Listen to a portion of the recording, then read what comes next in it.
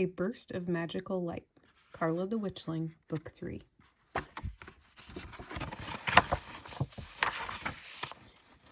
To Anna. I love you. Thank you for all the witchy ideas.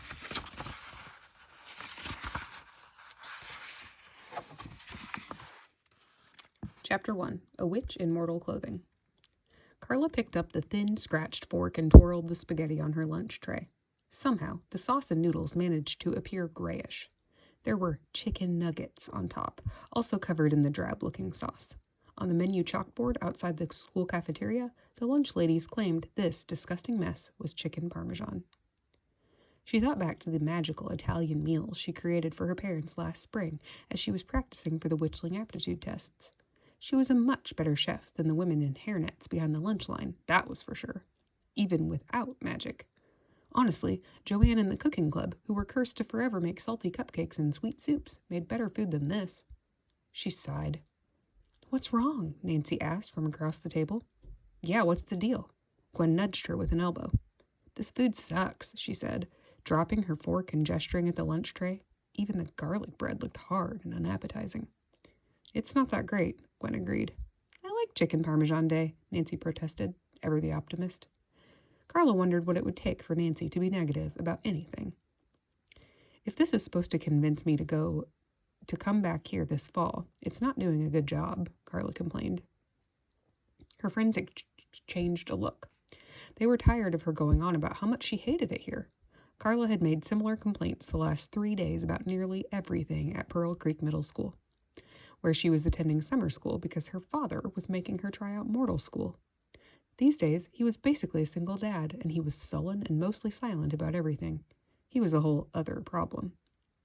As far as school, her other arguments spanned from the food to the teachers, and her friends could count on her complaining about at least one thing each day. The food was awful. Before today's disgusting selection, there had been rock-hard grilled cheese, soggy cheeseburgers, and tacos that tasted like salty cardboard. The teachers were dull and uninspired, barely speaking to the students.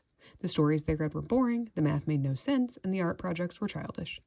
They had seriously made pictures of sunsets out of string. When she took it home, her father hung it on the fridge. "Teach me a spell, that would be something to be proud of," she'd pointed out in her snottiest voice. "You know how I feel about magic right now."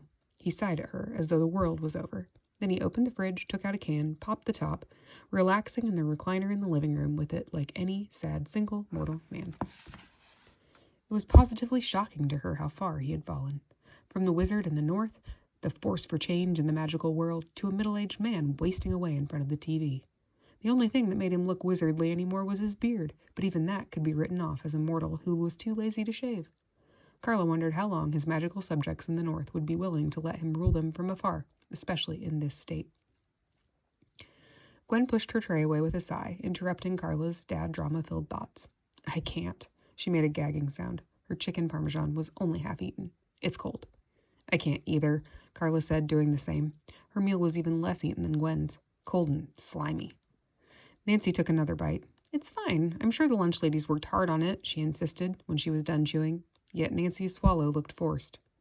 Carla watched her friend suffering and felt a shiver of irritation flow through her. At the irritation, a little voice spoke in her head. "Don't be afraid to use your magic," it said in a kind and encouraging tone. In spite of the niceness of the voice, she nearly jumped out of her skin. That hadn't been the voice of her own thoughts. She looked around, but everything was normal in the cafeteria.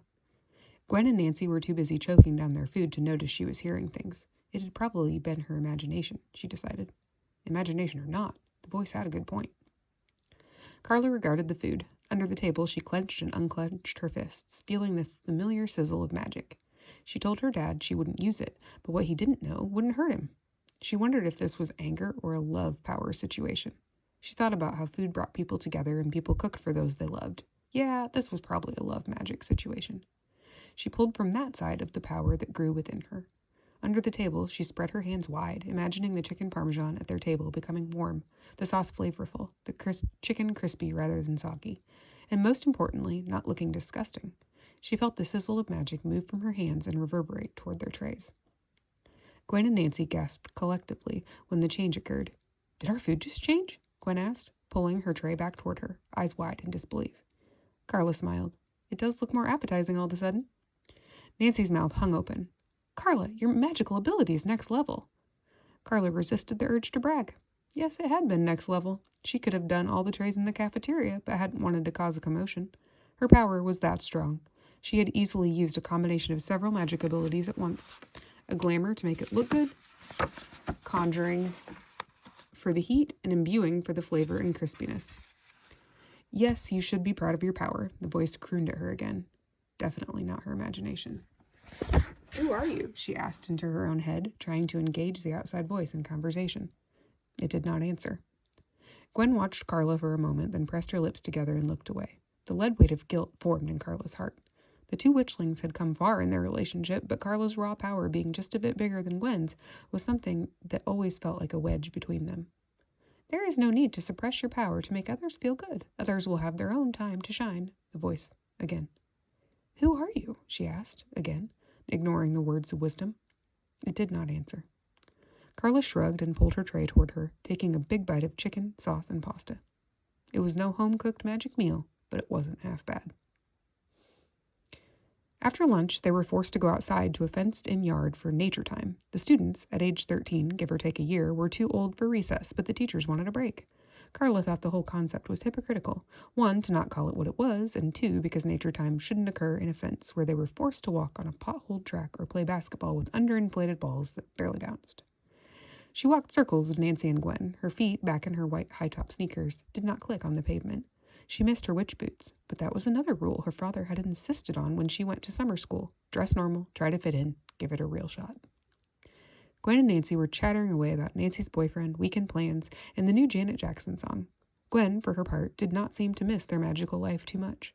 That, or she was still annoyed about Carla's display of power and didn't want to talk about anything magical just yet. Carla silently wondered about the voice she'd heard and who it might be. It didn't sound like her mom, or any witch she'd ever met. Any word on your mom? Nancy asked during a lull in their conversation. Gwen looked to Carla, giving her a knowing look. Gwen lived with her now and knew very well there was no word on her mom. She was so lost. She was lost to the other realms. Carla shook her head no. Part of her wanted to be mad at Nancy for bringing it up, but she knew Nancy meant well and was just trying to be a good friend. I'm sorry. Nancy knitted her brows in concern. Suddenly, Carla felt her chin quiver. She was about to cry. Her mom had been gone almost 3 months now, and she should be able to handle mentions of her better than this. When she left, they had no idea how long she might be gone. 3 months wasn't that long.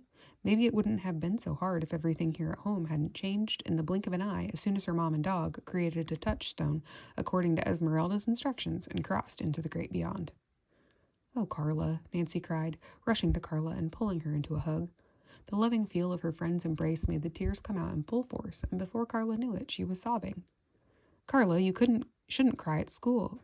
People are going to make fun of you, Gwen hissed, standing in front of them to block the view of any other students who looked their way.